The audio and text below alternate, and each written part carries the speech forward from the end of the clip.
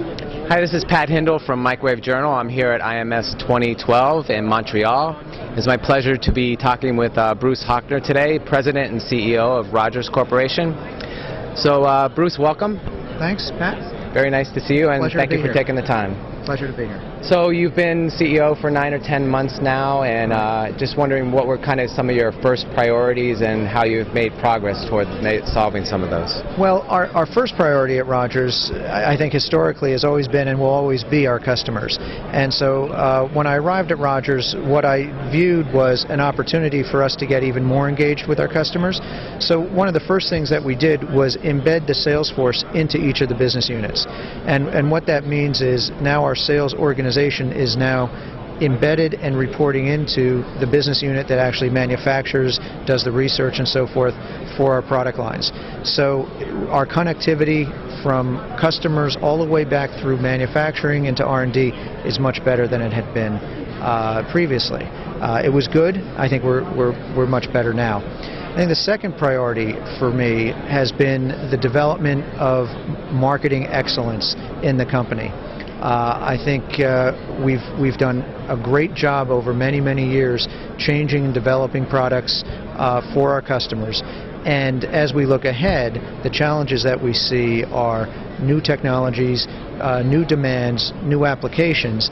And to understand those better, we need to go out with our marketing organization, put together marketing and technology roadmaps that can guide our development teams, our R&D teams, to make sure that we have the right products, the right technologies, and the right innovation for our customers into the future. And then the third thing is much more internal to the company, understanding better our capabilities in manufacturing, getting more efficient, more effective in our manufacturing excellence, as I call it. So we've done a lot of work there as well in getting our manufacturing systems in place and improved. So far, after 9 months, a lot of work, but I think very good results so far. And we still have things to do, and we'll continue to work on it. Excellent. And Rogers makes a very wide variety of products, consumer products, healthcare, automotive, and of course electronics. Where do you see some of your future growth in the near term? Well, the way Rogers looks at our markets, we look at actually megatrends, and we focus on 3 major megatrends right now: the growth of the internet, new energy, high-tech energy, green technologies for energy, as well as mass transit. So when I look at those 3 areas, certainly the internet, we see continued opportunities and growth there. We participate in handheld mobile devices, things like tablets, smartphones, and so that market is growing extensively. We also participate in the wireless infrastructure. So this would be base stations and antennas, and we see continued build out of that infrastructure across the world. So over the next few years we'll see that happening as well, and that's good for us and good for our customers. We also see opportunities in automotive. The electrification of cars, which is an energy efficiency play, we're seeing some good opportunities for us, particularly under the hood, where we're seeing mechanical systems being translated into electrical systems. So things like power steering, power brakes, air conditioning are being electrified, and so our ceramic circuit board technology is being used there to help support those power modules. So we continue to see many opportunities, as I said, particularly in the growth of the internet. Great. And how about regionally? What countries or regions of the world do you see as good growth areas? Well, right now Rogers sales are divided 20% in North America, 30% in Europe, and 50% in Asia. So Asia continues to be a major focus for us. The other 2 regions are certainly important to us, but we see Asia as the growth platform for Rogers going forward, significant growth. So we continue to invest infrastructure in Asia, manufacturing, as well as people. We've just recently hired 2 senior executives to join us who are actually based in China and are Chinese nationals to help really what I like to call localize our capability.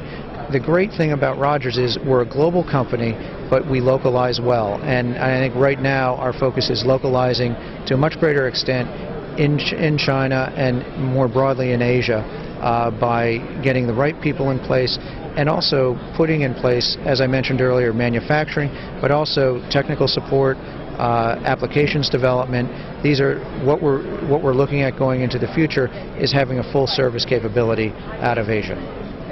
And Rogers has a really long history, over 175 years of history, more than most companies I can think of. Right. And they've always been known as a very innovative company. I'm just wondering, how do you maintain and foster that, innovative spirit in the company?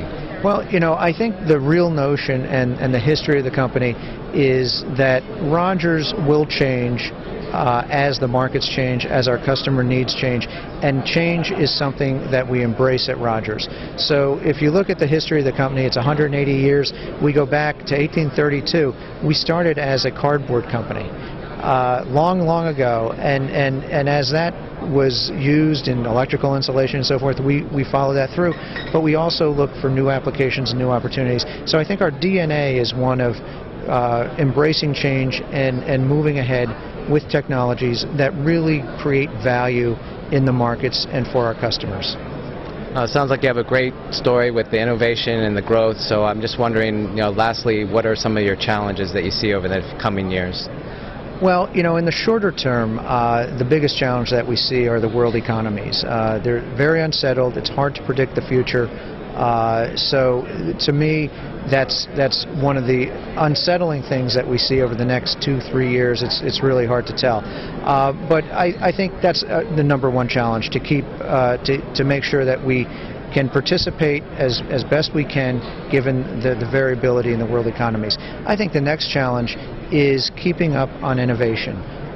We're seeing the miniaturization, we're seeing a lot more demand for energy efficiency and really pushing the limits of materials. And that's our strong suit, so we'll continue to look out for technologies that we either can home grow or actually invest and buy, partner with other folks to help make sure that we have the right materials, the right technologies to meet the needs that we see going forward in the market. So, the variability of the world economies, everybody faces that.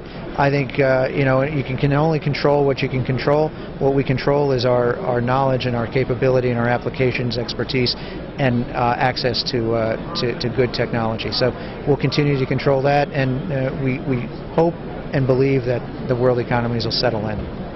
Okay, great. It's been a pleasure talking to you. You guys have a great booth here, and I know your staff has done a great job, and we appreciate the time you've taken. Thanks, Pat. Pleasure.